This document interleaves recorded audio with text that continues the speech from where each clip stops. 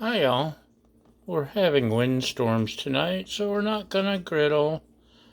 But I did pick up some of this blah blah blah blah ravioli at Trader Joe's, and I air fried it. And look how pretty! I picked up the idea from a friend. Thank you, friend. You know who you are.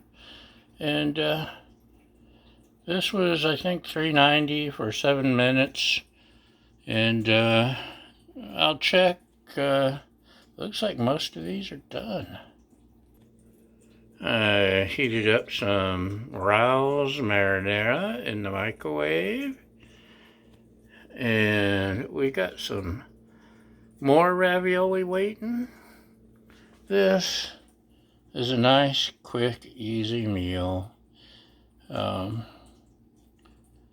Your times may vary, your temperatures may vary, your results may vary, but I like this stuff. You just dip it in the sauce and you're good to go, man.